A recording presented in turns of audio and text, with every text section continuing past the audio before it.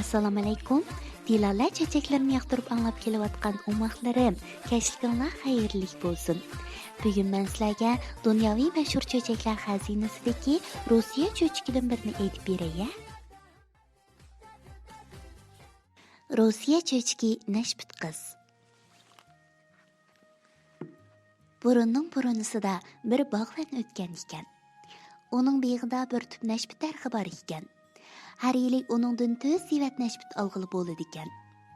Lekin bog'van bu 4 sivat nashputdan birarsini qoldirmay podshohning huzuriga olib berishi kerak ekan. Bir yili nashput chechaklagan kunlarda qattiq bo'ron chiqib, nashput chechaklarini qiqib etibdi.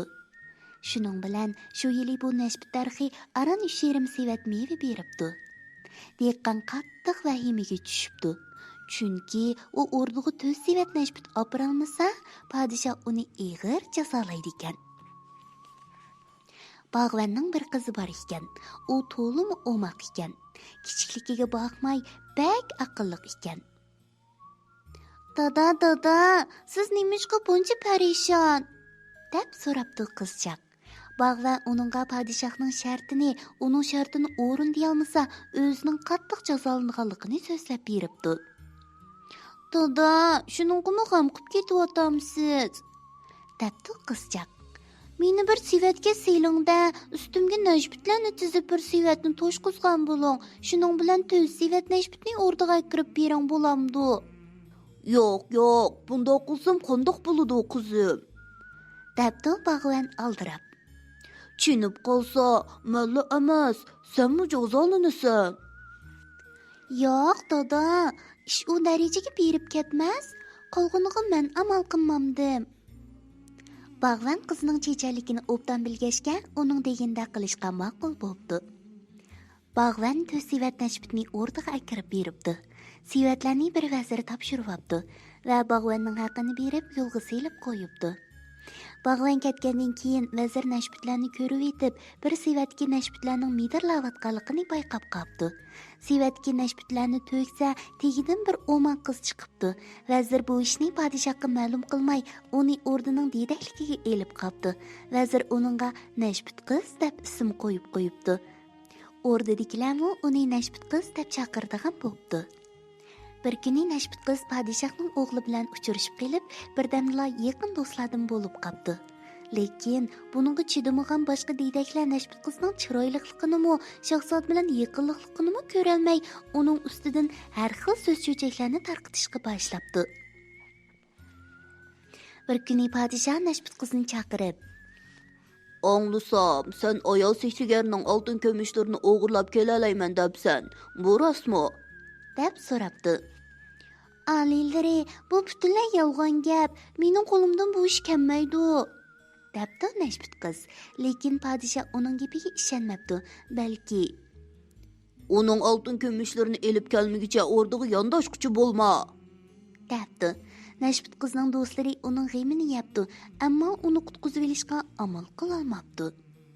Nashput qiz ayol sehrgarning qal'asiga berishga majbur bo'ldi. Nashput qiz yo'lda ketayotganda bir mo'mayni uchirtibdi. U o'z kechirmishlarini uningga so'zlab beribdi. Mo'may ich og'ritib, uningga bir necha bolka, bir supurga va ozroq may beribdi va aql o'gitib yo'lga selib qo'yibdi. Nashput qiz ko'mir kunlarini chechi bilan supurayotgan 3 ayolni uchirtib, ularga supurgini beribdi. Ayollar uningga qal'aga boradigan yo'lni ko'rsatib qo'yibdi. Keyin Nashput qiz yo'lni to'sib yotgan qo'rqinchli bir itga duch kelibdi. U bolkalarni tashlab bergan ekan, it uningga yo'l beribdi. Nashput qiz jodugar mo'mayning qal'asiga yetib kelibdi.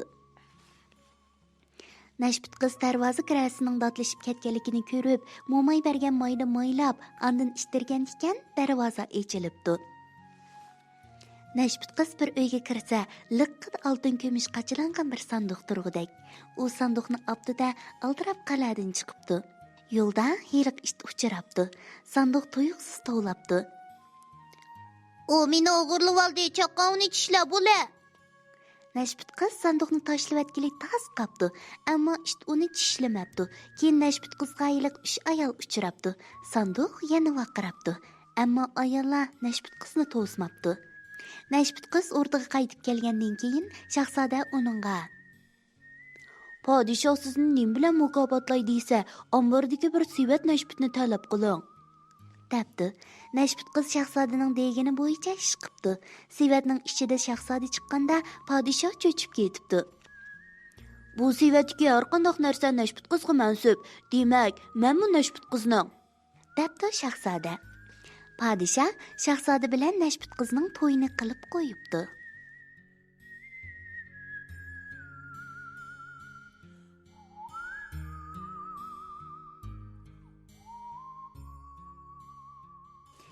O'moqlarim, Nashbut qiz nima degan chechan? U aqlliqligi, ziyrakligiga tayinib, dadasini jazodan qutqizib qoldi-ya. Shuning uchun biz Nashbut qizning chechanligini, ziyrakligini o'zimizga ulgu qilib, aqlliq bo'lib olaylikmi? Undaqda bugungi cho'chkimizni mush yergacha aytib beray. Oxirda tilala hadanglarga agishib, tuvandagi balalar qo'shqini o'rganib olinglar, ha? Balalar qo'shqi tepishmoq. Tepishmoq aytjan do'stim, tepishmoqqa men amroq, men tepishmoq aytganda bo'lib turg'in sen amroq. Tepishmoq aytjan do'stim, o'ylab topayman, tepishmoqni ko'p tepib, aqlliq bo'lib qolayman. Tepishmoq topjon do'stim, sinab baqay senimi, tepishmoqqa usta deb maqtab qo'yg'in menimi. Kichik shoirlar kesh bo'lib ketibdi. Amiz bugun boldir uxlanglar, ha? Tatliq tushlar sizlarga hamroh bo'lsin. Shundaq tar ekan, allay balam